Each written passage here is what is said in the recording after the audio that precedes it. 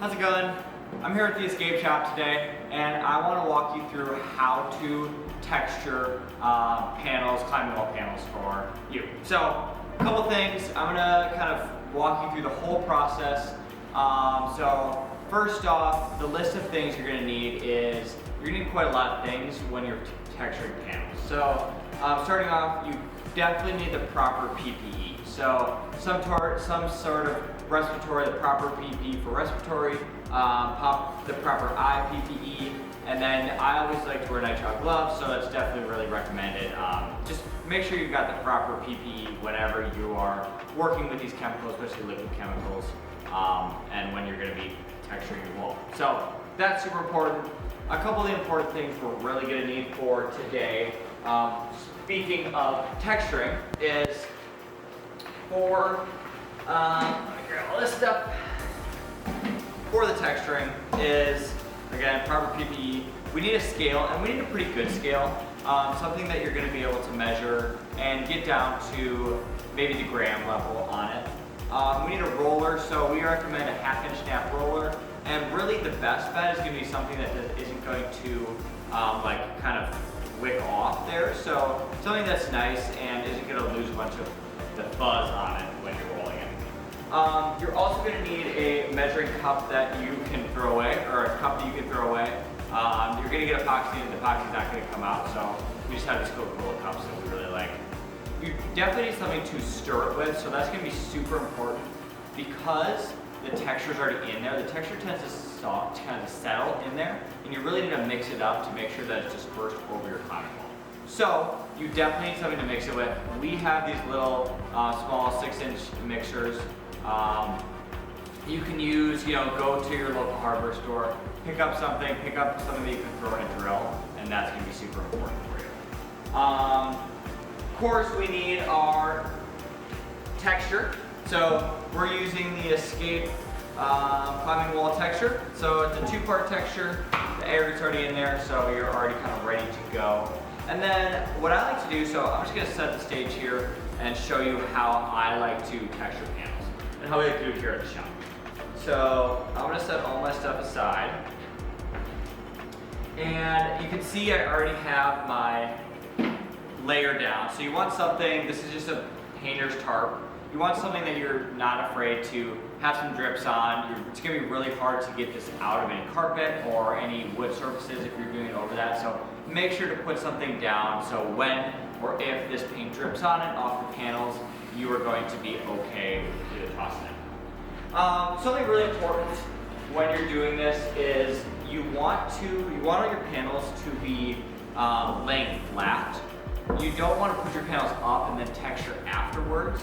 So that's really, you want them to be flat and you want them to be drilled out. So first off, as you can see, I have some little pieces of scrap wood lying around. I'm going to lay these out before I put my panel down, just to give it a little bit of separation from the ground there. That's really nice so that if it tends to drip, it's not going to stick directly to this. It's going to be really hard to get off the tarp there. So this is the panel I'm doing. See it right there? This is the panel I'm doing. So some important things you can see is it is already drilled out through your T-nut holes. That is super important. You want to make sure you drill it out before you texture it. When you're drilling through texture, or when you're even cutting through texture, it's gonna bring up these dusts that you do not want to breathe in. So, importantly, you want to make sure that your panels are cut to size first, and your T-nut holes are drilled before you start doing any of the texture process. Another thing is, I want it to be pretty clean. So this is going to be the one that goes on the wall. So you have to sand down any spots or anything, or kind of dust it off before you start working on the texture. So now I'm all set. Now I want to walk you through how to actually mix up your texture, and then we'll get going on that.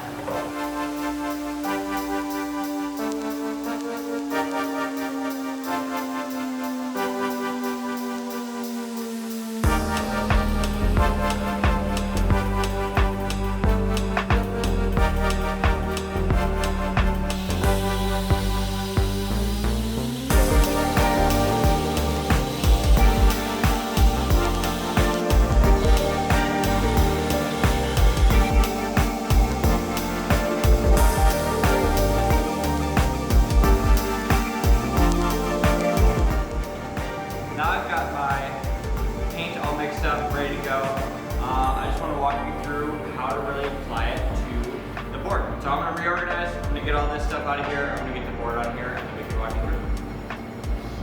All right, so we're here. I got everything set out. I got my paint all mixed up. So now I'm just gonna walk you through how to do it. So really, I've got my roller and I'm really gonna saturate the roller here. I'm gonna put my PB back on in a second here so I can roll it out. So doing it, and then you'll see I'm just kind of rolling consistently over, making sure I'm getting as much aggregate as I can on there. And then you can do a couple coats depending on how much aggregate you want. But really one coat is fairly good. So let me show you how to do it.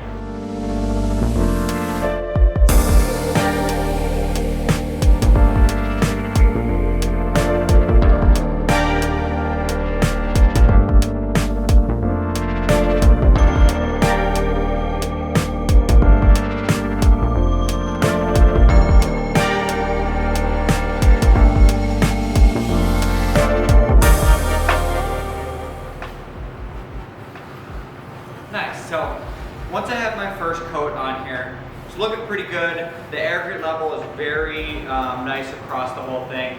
What I want to do is, if you have any little bits of hair in there or anything, you can kind of work those out. I'm gonna do one kind of layer over it. It's nice to have a lot on there, but you don't want it to be pooling. So I'm gonna do one more quick layer over it, so just running lengthwise of it.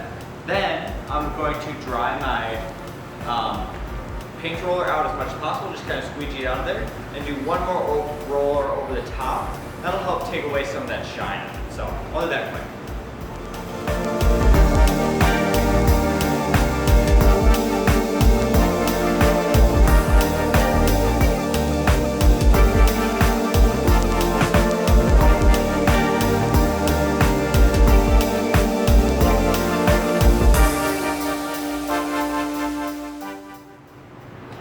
Sweet. So that's one panel done. You can see it's nice. I'm gonna let this dry for about 24 hours right now. And then it can kind of go up maybe on the wall. I'm gonna wait I'd like to wait at least 2 to 3 days before setting anything on it. You just want it to be super duper dry, because once you attach a hold onto the wall, or once you start putting T-nuts in, it does start to get, the hold can really stick there, and then it'll stick on and it can peel the paint off. So yeah, definitely that 24-hour, 48-hour period, you can definitely T-nut it, and then waiting those 2 to 3 days before you start to put holds on the wall is it's kind of the best bet. So yeah, that is how to texture your own climbing walls or wall panels, and we use the Escape Climbing Wall Texture for it. Awesome 2-part epoxy, it's really what I like to go with. So yeah. You can find the texture on our website at escapeclimbing.com. If you have any questions, leave them in the comments below. Thanks.